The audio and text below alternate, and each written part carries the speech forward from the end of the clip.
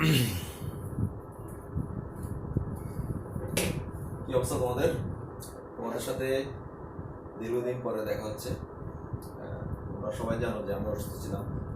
আসলে আমি শুধু একা না, আমার পুরো ফ্যামিলির সবাই অসুস্থ ছিল। যাক, তোমাদের দোয়ায় বা আল্লাহর রহমতে এখন মোটামুটি সুস্থ হয়েছি। তো তোমাদের অনেকদিন ক্লাস নিতে পারি নাই, এখন থেকে আবার শুরু করবো আশা করতেছি।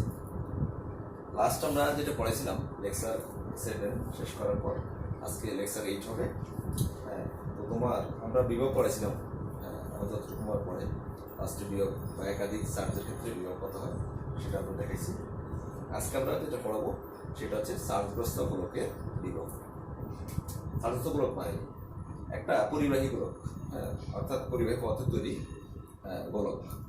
সেটা লোহার হতে পারে, কপার হতে পারে, বিভিন্ন রকম হতে পারে। ধরো একটা গোলক আমরা কল্পনা করি, একটা গোলক। তো এই গোলকের ব্যাসার্ধ হচ্ছে আর কত আর। এখন ধরো এই গোলকে চার্জের পরিমাণ ধরা হচ্ছে কিউ ইউ। এখন প্রথম প্রশ্ন হচ্ছে আমরা আসলে মূলত এখানে বিয়োগ বের করবো, বা শুধু বিয়োগ না, এখানে ডিটেলস আলোচনা করবো। এখানে প্রাবল্য কেমন হবে, গোলকের ক্ষেত্রে প্রাবল্য কোথায় কি কেমন হবে সেটা আমরা আলোচনা করবো, বিয়োগ কোথায় কেমন হবে সেটা আলোচনা করবো। তো প্রথমেই আমরা একটু ধারণা দিই তোমাদের যে একটা গোলকের ক্ষেত্রে যদি আমরা সার্জিত করি, একটা গোলককে সার্জিত করি, সেক্ষেত্রে ওই চার্জগুলো কিন্তু তোমার গোলকের পৃষ্ঠে অবস্থান করবে, অভ্যন্তরে। এই কথাটা প্রথমে তোমাকে বুঝতে হবে। তাহলে চার্জ কোথায় থাকবে? গোলকের পৃষ্ঠে থাকবে, অভ্যন্তরে কোনো চার্জ থাকবে না। এটা একটা ব্যাখ্যা, সাইন্টিফিক একটা ব্যাখ্যা কেন তোমার এই চার্জগুলো পৃষ্ঠে থাকে, ভিতরে কেন থাকে। ব্যাখ্যাটা এরকম, তোমরা জানো যে তোমার সার্জিত মানে কি? সার্জিত মানে কোনো বস্তু সার্জিত মানে কি? এর মানে হচ্ছে ওই বস্তুতে ইলেকট্রন বা ওই বস্তুর পরমাণুতে ইলেকট্রন এবং প্রোটনের সংখ্যার তারতম্য আছে, এটাই মানে সার্জিত। তোমরা জানো যে যে কোনো পরমাণুতে, একটা নিউট্রাল পরমাণুতে সাধারণত যেটা হয় যে তোমার প্রোটন সংখ্যা এবং ইলেকট্রন সংখ্যা সমান থাকে। একটা নিউক্লিয়াস তোমরা জানো যতটা প্রোটন থাকে ঠিক ততটাই ইলেকট্রন থাকে। এর ফলে যেটা হয়, টোটাল প্রোটনের চার্জ যা হবে টোটাল ইলেকট্রনের চার্জও তাই হবে। কারণ তোমরা জানো প্রতিটা ইলেকট্রনের চার্জ এবং প্রতিটা প্রোটনের চার্জ সমান, তবে একটা পজিটিভ একটা নেগেটিভ। এখন যেহেতু প্রোটনের ইলেকট্রন সংখ্যা সমান পরমাণুতে, ফলে একটা নিউক্লিয়াসের একটা পরমাণু টোটাল পজিটিভ চার্জ যা হবে টোটাল নেগেটিভ চার্জ তাই, ফলে একটা নিউট্রাল করবে, অর্থাৎ নিট চার্জ হবে 0। কিন্তু যদি ওই পরমাণু থেকে আমরা একটা ফোটনকে বের করে নিয়ে আসি, ফোটন না, একটা ইলেকট্রন বের করে নিয়ে আসি, স্বাভাবিকভাবেই সেখানে ইলেকট্রন সংখ্যা একটা কমে যাবে, ফোটনের সংখ্যা স্বাভাবিক বেড়ে যাবে। ফলে যেহেতু ফোটনের আধিক্য আছে, এখানে ফোটন বেশি আর ফোটন পজিটিভ চার্জযুক্ত, অতএব এটা পজিটিভ চার্জে ওই বস্তুটি পজিটিভ চার্জে ছাড়িয়ে যাবে। একটা উদাহরণ দিতে পারি, যেমন সোডিয়াম পরমাণু থেকে যদি আমরা একটা ইলেকট্রন বের করে নিয়ে আসি, তাহলে তোমরা জানো এটা সোডিয়াম আয়নে পরিণত হয়। সেটা কি হবে? Na+, পজিটিভ আয়নে পরিণত হচ্ছে। কারণ কি? কেন পজিটিভ আয়নে পরিণত? এর কারণ হচ্ছে যখন একটা ইলেকট্রন সোডিয়াম ত্যাগ করে তখন তার মধ্যে ইলেকট্রন থাকে 10টা, ছিল 11টা। প্রথমে 11টা ধরো সোডিয়াম কয়টা ইলেকট্রন থাকে? 11টা ইলেকট্রন থাকে, আর 11টা প্রোটন থাকে, এটা আমরা জানি সব। যদি এই সোডিয়াম পরমাণু একটা ইলেকট্রন ত্যাগ করে দেয়, তাহলে তার কয়টা ইলেকট্রন থাকবে? 10টি। কিন্তু প্রোটন সংখ্যা কত থাকবে? সে 11টি, কারণ প্রোটন তার সে ত্যাগ করেনি, প্রোটন যা ছিল তাই থাকবে। অর্থাৎ ইলেকট্রন হচ্ছে 10টি, প্রোটন হচ্ছে 11টি। এর মানে কি? এই 10টা ইলেকট্রন 10টা প্রোটনকে নিউট্রাল করবে, আর বাকি একটা ফোটন থেকে যাবে, ওকে নিউট্রাল করার মতো আর কোনো ইলেকট্রন নাই। যেহেতু সে থেকে যাবে আর সে যেহেতু পজিটিভ চার্জযুক্ত, অতএব এটা একটা পজিটিভ আয়ন হবে। খুব সিম্পল। একইভাবে আরেকটা উদাহরণ দিই, ক্লোরিনে আমরা জানি 17টা ইলেকট্রন থাকে। এখন যদি এই ক্লোরিন একটা ইলেকট্রন গ্রহণ করে, 17টা ইলেকট্রন থাকে এবং সাথে 17টা প্রোটন থাকে সবাই বলি, ফলে 17টা প্রোটন 17টা এই ইলেকট্রন পরস্পরকে নিউট্রাল করে দেবে। এখন যদি বাড়তি একটা ইলেকট্রন ক্লোরিনের সাথে যোগ করে দিই, তাহলে সেটা এক্সট্রা হিসাবে থাকবে, এবং সেটা যেহেতু নেগেটিভ চার্জযুক্ত ইলেকট্রন, অতএব ক্লোরিন হবে নেগেটিভ ঋণাত্মক আধানযুক্ত। এই কারণে আমরা লিখি Cl-। বুঝতে পারছেন? Cl-। এখন আসো এই ক্ষেত্রে কি ঘটে, কেন সারফেসে থাকে চার্জ? দেখো, আমি যদি এটাকে ধনাত্মক কিউ আধানে চার্জিত করতে চাই, সে ধরো ধনাত্মক চার্জ করতে চাচ্ছি এই গোলকটা প্লাস, তাহলে কি করতে হবে? এখানে ধনাত্মক চার্জ সার্কিটগুলো আমরা এখানে দেখলাম যে সোডিয়াম ধনাত্মক সার্কিট কখন হয়েছে? ইলেকট্রন ত্যাগ করার ফলে। অর্থাৎ ধনাত্মক চার্জ সার্কিট করতে হলে ইলেকট্রন ত্যাগ করতে হবে, আর ঋণাত্মক চার্জ সার্কিট করতে হলে ইলেকট্রন গ্রহণ করতে হবে। এখন যদি এটাকে এই গোলকটাকে ধনাত্মক চার্জ চালিত করতে চাই, তাহলে কিউ আধান কিউ চার্জ চালিত করতে চাই, তাহলে কিউ সংখ্যক ইলেকট্রন এই গোলক থেকে বাইর করে দিতে হবে। খুব সিম্পল। যখনই কিউ সংখ্যক ইলেকট্রন এই গোলকটি রিলিজ করে দিবে, তখনই এটা ধনাত্মক কিউ চার্জে চালিত হবে। এখন প্রশ্ন হচ্ছে কোন পরমাণুগুলো এই ইলেকট্রনগুলো রিলিজ করবে। স্বাভাবিকভাবেই এখানে কিন্তু অসংখ্য পরমাণু আছে গোলকের মধ্যে। স্বাভাবিকভাবে যেই পরমাণুগুলো আউটার সারফেসে আছে বা মূলত সারফেস বলি আমরা, যেগুলো সারফেসে আছে, যেহেতু তারা বাইরের, সেগুলো থেকে ইলেকট্রন তোমার নিঃসরণ, অর্থাৎ ইলেকট্রন রিলিজ হবে বাইরের ইলেকট্রন সারফেসের ইলেকট্রন পরমাণুগুলো থেকে, ভিতরের পরমাণুগুলো ইনটেক থেকে যাবে। এই কারণে মূলত সার্জিত কারা হবে? সারফেসের পরমাণুগুলো চার্জ দিতে হবে। অর্থাৎ আমরা বলতে পারি চার্জগুলো থাকবে, এই যে কিউ চার্জ কোথায় তৈরি হবে, সেটা সারফেসে তৈরি হবে। ক্লিয়ার হয়েছে? ওকে, তাহলে প্রথম কথা হচ্ছে গোলকের সকল চার্জ থাকে পৃষ্ঠে। হ্যাঁ, গোলকের অভ্যন্তরে অথবা কেন্দ্রে কোনো চার্জ থাকে না, এই কথা তোমাকে আগে বুঝতে হবে। তাহলে আমরা এটা লিখে রাখতে পারি, এটা ওয়ান মোট ওয়ান আকারে লিখতে পারি। গোলকের সকল চার্জ এর পৃষ্ঠে থাকে। 2 নম্বর, গোলকের অভ্যন্তরে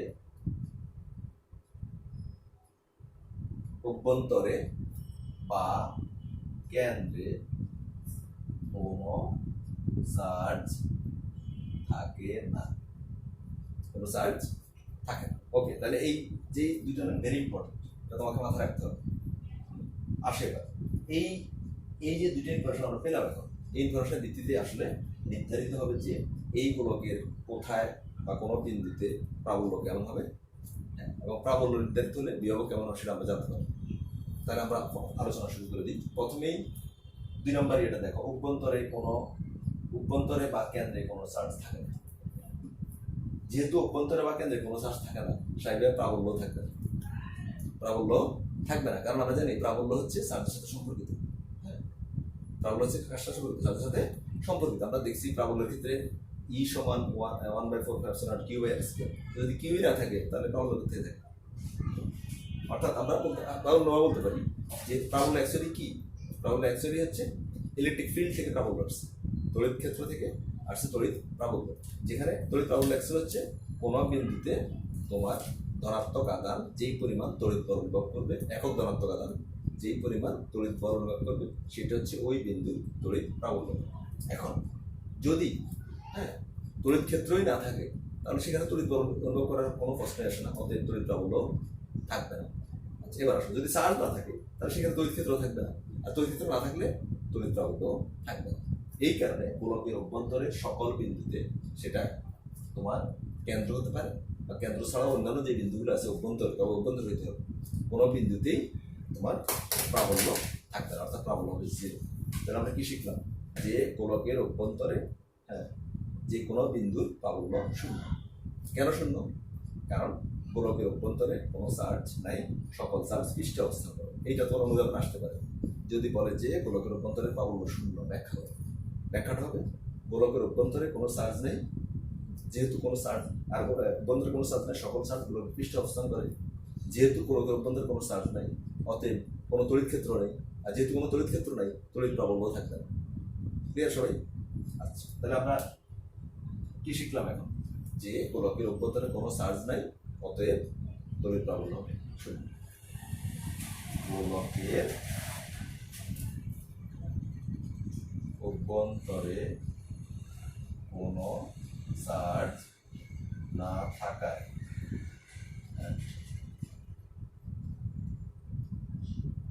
তড়িৎ প্রাবল্য 0। ওকে, তাহলে আমরা পেয়ে গেছি যে গোলকের অভ্যন্তরে কোনো তড়িৎ প্রাবল্য নাই। এখন আসো গোলকের পৃষ্ঠে প্রাবল্য। পৃষ্ঠে কিন্তু চার্জ আছে। পৃষ্ঠে প্রাবল্য আমাদের প্রাবল্যের যে সূত্র আছে সেই অনুযায়ী হবে ই সমান 1/4 কিউ বাই আর স্কয়ার। তাহলে দেখো গোলকের পৃষ্ঠের যে কোনো এবার পৃষ্ঠের কিন্তু একটা পুরো সারফেসে কিন্তু বিন্দু অসংখ্য আছে। একটা সারফেস চিন্তা করো, একটা গোলকের সারফেসে কিন্তু অসংখ্য বিন্দু আছে। সকল বিন্দুতে কিন্তু প্রাবল্য একই হবে, এবং সেটা হবে ই সমান 1/4πε0 কিউ বাই আর স্কয়ার। তাহলে আমরা লিখব গোলকের পৃষ্ঠের যে কোনো বিন্দুতে প্রাবল্য ই সমান কি লিখব 1/4πε0 কিউ বাই আর স্কয়ার। এই তাহলে আমরা এখানে আটটা কি তাহলে বলতো, আটটা হচ্ছে ব্যাসার্ধ। কার ব্যাসার্ধ? গোলকের ব্যাসার্ধ। আর কিউটা হচ্ছে গোলকের মধ্যে চার্জের পরিমাণ। চার্জগুলো কোথায় আছে? গোলকের পৃষ্ঠে আছে। ক্লিয়ার সবাই? তাহলে আমরা পেলাম যে অভ্যন্তরে যে কোনো বিন্দুর প্রাবল্য হবে 0, পৃষ্ঠে প্রাবল্য হবে 1/4πε0 কিউ বাই আর স্কয়ার। এবার আসুন গোলকের পৃষ্ঠের বাইরে কোনো একটা বিন্দু আমরা গোলকের পৃষ্ঠের বাইরের কোনো বিন্দু, সে ধরো এখানে একটা বিন্দু দিলাম, হ্যাঁ, এটা পৃষ্ঠের বাইরে কিন্তু এখানেও কিন্তু অবশ্যই প্রাবল্য পাওয়া যাবে। সেটা কি হবে একটু দেখি। এখন এই বিন্দুটি কিন্তু গোলকের কেন্দ্র থেকে আর দূরত্বে নাই। আর দূরত্ব থেকে বেশি আছে না কম আছে বলো? অবশ্যই বেশি আছে, কারণ এখান থেকে এইটুকু হচ্ছে আর, এটা দেখা যায় বাইরে যেটা অবস্থান করতেছে কেন্দ্র থেকে এই বিন্দুর দূরত্ব অবশ্যই আর থেকে বেশি হবে। দূরত্বকে অবশ্যই আর ধরা যাবে না, কারণ আর তো ব্যাসার্ধ। এই দূরত্বটাকে আমরা যদি এক্স ধরি, কি ধরি? এক্স, অর্থাৎ গোলকের বাইরের একটা বিন্দু আমরা বিবেচনা করলাম, যে ধরো বিন্দুটি হচ্ছে পি বিন্দু। এই বিন্দুটি গোলকের কেন্দ্র হতে কত দূরত্বে আছে? এক্স দূরত্বে অবস্থান করছে। এই ক্ষেত্রে এক্স এর মান আর থেকে বড় হবে, এক্স এর মান আর থেকে বড় হবে। তো এই বিন্দুতে প্রাবল্য কি হবে? এই বিন্দুতে প্রাবল্য হবে 1/4πε0 কিউ বাই এক্স স্কয়ার, অর্থাৎ আর পরিবর্তে এক্স হবে। কি হবে? আর পরিবর্তে এক্স হবে। তাহলে আমরা লিখতে পারি, দেখো নাম্বার 5 লিখতে পারি। এখান দিয়ে দেখি নাম্বার 5, গোলকের পৃষ্ঠের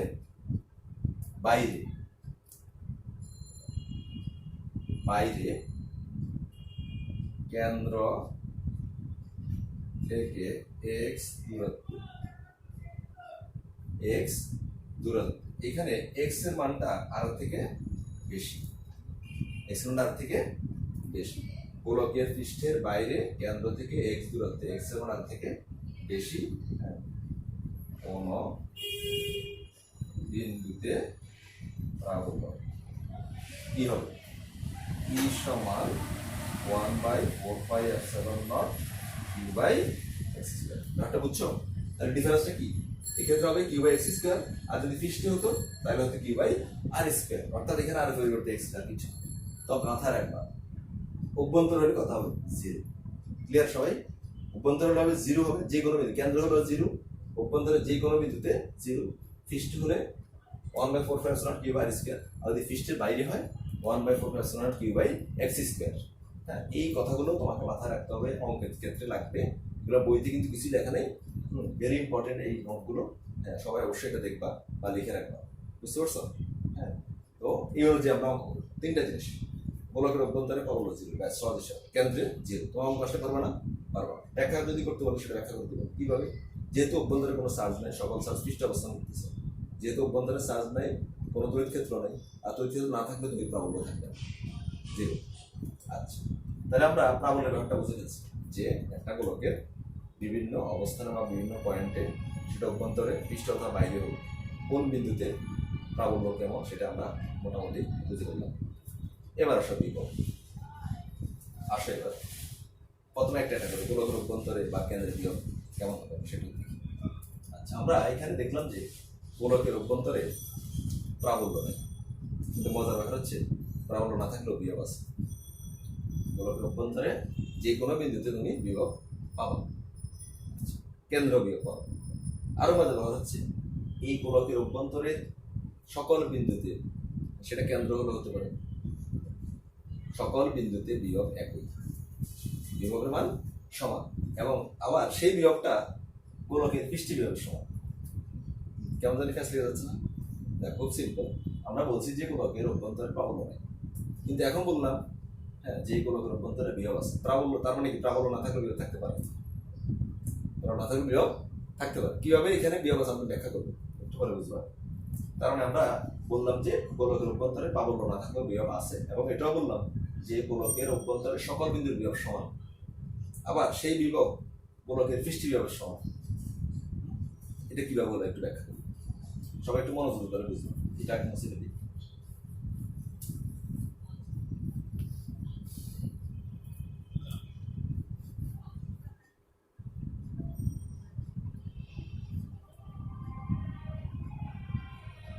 ধরো আমাদের একটা গোলক আমরা বিবেচনা করলাম যার ব্যাসার্ধ হচ্ছে 8, ওকে, এবং এই গোলকটা চার্জিত, গোলকটা ধরো কেন্দ্র হচ্ছে ও, গোলকটা চার্জিত। কি চার্জ আছে এখানে, কতটুকু আছে, কিউ পরিমাণ চার্জ। এখন আমরা একটু আগে বলছি চার্জগুলো কোথায় আছে, পৃষ্ঠে। ভিতরে কি চার্জ আছে, নো চার্জ, ভিতরে কোনো চার্জ নেই। তাহলে অভ্যন্তরে চার্জ হচ্ছে ধরো হচ্ছে কিউ সমান 0, তাহলে পৃষ্ঠে কিন্তু চার্জ আছে কতটুকু, কিউ পরিমাণ। এখন আসো এই কি পরিমাণ চার্জ পৃষ্ঠে আছে, স্বাভাবিকভাবেই এই চার্জগুলো যারা পৃষ্ঠে আছে তারা কিন্তু একটা তড়িৎ ক্ষেত্র সৃষ্টি করবে। কোথায়, চারপাশে গোলকের। এই চার্জগুলো কিন্তু কিউ চার্জ কিন্তু পৃষ্ঠে মানে পৃষ্ঠের এক বিন্দুতে নেই, ছড়িয়ে আছে সারা সমগ্র পৃষ্ঠ জুড়েই তোমার ছড়িয়ে ছিটিয়ে আছে। তো স্বাভাবিকভাবেই তারা একটা ইলেকট্রিক ফিল্ড বা তড়িৎ ক্ষেত্র তৈরি করবে। সেটা কোথায়, তার চারপাশে একটা তড়িৎ ক্ষেত্র সৃষ্টি করবে, ঠিক আছে। এখন আসো বিভবের সংজ্ঞাটা আমরা বলি। বিভব আমরা পড়াইছি যে অসীম দূর থেকে এক কুলম্ব ধনাত্মক আধান আনতে, তড়িৎ ক্ষেত্রে কোনো বিন্দুতে আনতে যে পরিমাণ কাজ সম্পূর্ণ হবে সেই পরিমাণ কাজই হচ্ছে ওই বিন্দুর তড়িৎ বিভবের মান। সংজ্ঞাটা ছিল না। আসো এবার অসীম দূর থেকে, অনেক দূর থেকে এক কুলম্ব ধনাত্মক আধান আসতেছে, তাহলে এই যে কিউ আধান, কিউ আধানের বিপরীত যদি এটা পজিটিভ আধান হয় তাহলে আমি আনতেছি এক কুলম্ব ধনাত্মক আধান, তাহলে এই কিউ আধানের বিপরীত কাজ করতে হবে। কেন, আসতেছে আসতেছে কাজের পরিমাণও বাড়তেছে। কেন বাড়তেছে, কারণ এই কিউ আধানের কাছাকাছি আসতেছে। এই পৃষ্ঠ পর্যন্ত আনতে তোমার কাজ সম্পূর্ণ হবে, কিন্তু যখন পৃষ্ঠ ভেদ করে ভিতরের দিকে চলে যাবে আর কোনো কাজ সম্পূর্ণ হবে না। কেন হবে না, কারণ এখানে তো তড়িৎক্ষেত্রই নেই, অভ্যন্তরে তো কোনো তড়িৎক্ষেত্র নেই, কারণ তড়িৎ চার্জ হচ্ছে 0। বেরোচ্ছে ভাই। তার মানে অসীম থেকে পৃষ্ঠ পর্যন্ত আনতেই কাজ সম্পূর্ণ হচ্ছে, এরপর পৃষ্ঠ থেকে অভ্যন্তর দিয়ে যেতে আর নতুন করে বাড়তি কোনো কাজের প্রয়োজন হবে না। এর মানে হচ্ছে অসীম থেকে পৃষ্ঠ পর্যন্ত আনতে যতটুকু কাজ অভ্যন্তরের যে কোনো বিন্দুতে নিতে ঠিক সেই পরিমাণ কাজে সম্পন্ন হয়। খুব সিম্পল বিষয়। তার একটা উদাহরণ দিই। ধরা এক কুলম্ব আধান অসীম থেকে যদি আমরা এদিকে আনি, এই গোলকের পৃষ্ঠ পর্যন্ত আসতে সে ধরা 5 জুল কাজ সম্পন্ন। কত জুল, 5 জুল। আচ্ছা, এখন আমি যদি কেন্দ্র পর্যন্ত যাই তাহলে এই পৃষ্ঠ থেকে কেন্দ্র পর্যন্ত বাড়তি কোনো কাজও কিন্তু প্রয়োজন নাই। তাহলে এই পৃষ্ঠ থেকে কেন্দ্র পর্যন্ত এক কুলম্ব আধান আনতে কাজ হবে 0। এর মানে কি, অসীম থেকে পৃষ্ঠ পর্যন্ত আনতে কাজ হবে 5 জুল, আবার কেন্দ্র পর্যন্ত নিতে হবে 5 জুল, এবং অভ্যন্তরের যে কোনো বিন্দু পর্যন্ত নিতে কাজ হবে 5 জুল, অর্থাৎ সকল ক্ষেত্রে 5 জুল। এর মানে হচ্ছে পৃষ্ঠে বিভব যা হবে 5 জুল, অভ্যন্তরে যে কোনো বিন্দুর বিভব 5 জুল, কেন্দ্রের বিভব 5 জুল, অর্থাৎ গোলকের অভ্যন্তরে সকল বিন্দুর বিভব সমান এবং সেই বিভবটা পৃষ্ঠের বিভবের সমান। আশা করি তোমরা বুঝতে পারছো। তাহলে আমরা পেলাম কি, পেলাম 1 নম্বর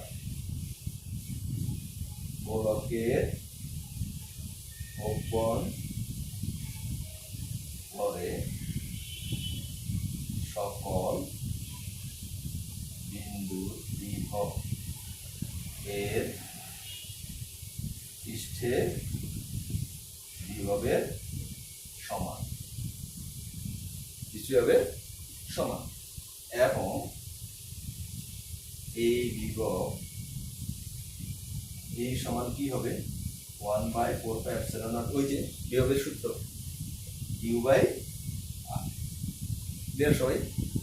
1/4πε0 q/r। তাহলে তোমাকে যদি বলে যে পৃষ্ঠ বিভব কত, তাহলে সূত্র। কেন্দ্রের বিভব কত, একই সূত্র। পৃষ্ঠ না কেন্দ্র না তৃতীয় কোনো বিন্দু বাট অভ্যন্তরে, গোলকের অভ্যন্তরে, তাহলে এই সূত্র। বুঝতে পারছো সবাই? অঙ্ক করা বন্ধ, তাহলে এটা আরো ক্লিয়ার হয়ে যাবে। আচ্ছা, তাহলে আমরা পেলাম যে কোনো পৃষ্ঠ এবং ইনসাইড ভিতরে যে কোনো বিন্দুতে বিভব একই সূত্র দ্বারা বের করা যায়। আর দ্বারা আর মান জানলেই হলো, আরটা কি এখানে ব্যাসার্ধ, আর কি হচ্ছে চার্জের পরিমাণ। এবার যদি পৃষ্ঠের বাইরে অবস্থান করে তাহলে কি হবে, সে ধরো পৃষ্ঠের বাইরে, ধরো এখানে এই বিন্দু যেটা একটু আমরা দেখি, এই বিন্দুটা পৃষ্ঠের বাইরে, এর মানে হচ্ছে এই কেন্দ্র থেকে পি বিন্দুর দূরত্ব নিশ্চয়ই আর থেকে বেশি হবে, ব্যাসার্ধ থেকে বেশি হবে, ধরো এক্স। তাহলে এই পি বিন্দুতে বিয়োগ কি হবে? আগেটার মধ্যে তাহলে যেভাবে করছো ঠিক সেভাবেই, জাস্ট আর এর পরিবর্তন হবে এক্স। 1/4πε0 কিউ বাই এক্স, আর হবে না, কি হবে? এক্স হবে। তাহলে দেখি আমরা গোলকের পৃষ্ঠের বাইরে এবং কেন্দ্র থেকে এক্স দূরত্বে, এক্স এর মান আর থেকে বড় না, যেহেতু বাইরে অবশ্যই বড় হবে, দূরত্বে বিভব ভি সমান কি হবে সূত্র? 1/4πε0 কিউ বাই এক্স, আর এর পরিবর্তন হবে কিউ বাই এক্স। তো আজকে আমরা যেটা পড়াইছি আর পড়াবো না, নতুন কিছু, ভেরি ইম্পর্টেন্ট পড়া। হ্যাঁ, তোমরা এটা ভালোভাবে বোঝার চেষ্টা করবে, বুঝতে পারবা। আমি একটু স্টেপটা শিখিয়ে দিই। যেটা হচ্ছে, তোমরা অনেকেই হয়তো সাউন্ড শুনতে অসুবিধা হয়, তোমরা হেডফোন ইউজ করবে, দেখবে হেডফোনে খুব ক্লিয়ারলি সাউন্ড আসে। প্রয়োজন একটু সাউন্ড বাড়িয়ে দেবে, হেডফোন এক্সটেন্ড করে রাখবে। আচ্ছা, নিরিবিলি অন্য কারোর ছোটো ভাই বোন বা কারোর আসতে ডিস্টার্ব করে, আমার একটা আছে ধারণা করে। হ্যাঁ, আচ্ছা, এখন শোনো। আর এটা স্লোলি দেখবা, স্টপ করে করে ধরো, কিছু দূর দেখলা, পজ করলা, হ্যাঁ, ওটা বোঝার চেষ্টা করবা, প্রয়োজনে বই লেখে নিবা, আর একটু আগাবা, পজ করলা, আবার দেখবে। এবার তুমি একটু টাইমলি দেখো, ধরো আধা ঘন্টা ক্লাস 1 ঘন্টা দেখো, সমস্যা নেই। হ্যাঁ, একটু টাইম যাবে তোমার, কিন্তু ভালোভাবে বুঝতে পারবে। তবে আজকের লেকচারটা কিন্তু বইতে এরকম হেল্প পাবো না। হ্যাঁ, এটা আমি যা বলছি এই কথাগুলো ভালো করে বোঝার চেষ্টা করবো, দেখবা তার সহজ বুঝে যাবে। তো এই ক্লাসটা ভালো করে করবা, এরপর কিন্তু আমার অঙ্ক দেবো আমি এর উপর। হ্যাঁ, তোমাদের প্রবলেম দেবো, সলভ করতে পারবো। আচ্ছা, আরেকটা ব্যাপার, হোমওয়ার্ক ব্যাপারে একটু বলে নিই। তোমরা দেখি ম্যাক্সিমাম স্টুডেন্ট কি সলভ করে না বা হোমওয়ার্ক ঠিক মতো করে না, আমার কাছে মনে হচ্ছে। দু একজন করে, এখন বাকিরা কি এগুলো দেখো নাকি এগুলো দেখো না? তোমরা এগুলো দেখলেও পারো, যে অনেকে যারা দু একজন দিচ্ছে, যেমন এই যে কয়েকটা মেয়ে দেখলাম সলভ করে, হ্যাঁ, কমেন্টে দিচ্ছে বা ছবি আকারে দিচ্ছে। হ্যাঁ, তোমরা এদেরগুলো দেখতে পারো, যদি এদেরগুলো হয়। হ্যাঁ, আমি দেখে দিচ্ছি ওদেরকে, সবগুলো দেখে দিচ্ছি। অথবা নিজের সবচেয়ে ভালো ওদেরগুলো দেখলেও তোমার হয়তো কিছু চোখে দেখলা, বাট চোখে দেখলা হাতে কলম করা হয়তো পার্থক্য আছে। হ্যাঁ, সবচেয়ে ভালো তুমি অবশ্যই খাতায় করবা, নাহলে তোমার শিখে হবে না। এখন ধরো আমিও নাই বা কোনো সার্ভার পড়াতে পারতেছে না বাসায়, অনলাইনে পড়াচ্ছে। অনলাইনে এখন তুমি যদি একটু অ্যাক্টিভ না হও, তাহলে কিন্তু তোমারই ক্ষতি হয়ে যায়, তুমি পিছিয়ে যাবে। বুঝতে পারছো? অতএব হোমওয়ার্কগুলো করার চেষ্টা করবা। আর আমি ইনশাল্লাহ মোটামুটি সুস্থ হয়েছি, এখন তোমাদের রেগুলার ক্লাস নেবো। সপ্তাহে ইনশাল্লাহ, আগে 2টা ক্লাস দিতাম, এখন আশা করি সপ্তাহে 3টা ক্লাস দেব। যদিও বলতে আসলে কষ্ট হবে, কারণ ওই যে যারা নতুন ফার্স্ট ইয়ার, অর্থাৎ যারা এসএসসি পরীক্ষা দিচ্ছে, কলেজে ভর্তি হতে ওয়েট করতেছে, তারাও কিন্তু অলরেডি শুরু করে দিচ্ছে। তো তাদেরও ক্লাস নিতে হচ্ছে। হ্যাঁ, তাদেরও যদি সপ্তাহে 3টা ক্লাস দিই, তোমাদেরও 3টা ক্লাস দিই, তাহলে কিন্তু এটা কষ্ট হবে আমাদের জন্য। হ্যাঁ, যদিও তোমরা জানো সে যে অনেক স্টুডেন্ট পড়ে বা প্রচুর ব্যাচ পড়ে। হ্যাঁ, কিন্তু এখনকার ব্যাপারটা ভিন্ন। এখন ওই যে এই ভিডিও আপলোড করা, করা কি বলে এটাকে, প্রথমে রেকর্ড করতে হয়, রেকর্ড করতে একটা যুক্তি, তারপর এটা তোমার সাইজ ফরম্যাটে আনতে হয়, কারণ এটা বিশাল সাইজ হয়ে যায়, কয়েক গিগা হয়ে যায়। তো এতটা তোমাকে দেওয়া যাবে না, তুমি নিতে পারবে না, বা তোমার এমবি বেশি যাবে, বা আপলোড করতে আমার সমস্যা। এটাকে আবার ভিডিও কনভার্টার দিয়ে এটাকে ছোট করতে হয়, কমপ্রেস করতে হয়, তারপর এটাকে আপলোড করতে তোমরা জানো অনেক সময় লাগে। হ্যাঁ, যদিও আমার ওয়াইফাই আছে, কিন্তু প্রচুর টাইম দেয়। তো আসলে একটা ক্লাস প্রিপেয়ার করে আপলোড করা অনেক কষ্টের। হ্যাঁ, তোমরা যদি শিখে দেয় একটু সিরিয়াস হও, তাহলে আমাদের ভালো লাগে, বা একটু পড়ালেখা করো। হ্যাঁ, তোমাদের জন্যই তো সব। হ্যাঁ, তোমরা আশা করি তোমরা একটু সিরিয়াস হবা।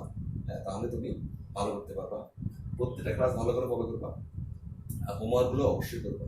আমি ইনশাল্লাহ ক্লাস এইগুলো শেষ করে তোমাদের অঙ্ক করাবো, কিছু অঙ্ক অবশ্যই এখানে করাতে হবে। টাইম লাগবে, অসুবিধা নেই। কারণ এই যেহেতু অনলাইনে পড়াচ্ছে, একটু স্লোলি যেতে পারো আমাদের। হ্যাঁ, তোমাদের বেশি পড়ালে নিতে পারবে না, যেহেতু তুমি ভিডিও দেখতেছো, আমাকে তো সরাসরি দেখতে পারতেছো না, ভিডিও দেখতেছো, একটু কষ্ট হবে। এই কারণে আমরা একটু কম করে পড়াবো। তো ঠিক আছে, আজকে ক্লাসে পর্যন্ত থাক। আমরা আশা করতেছি সপ্তাহে 3টা ক্লাস দেবো।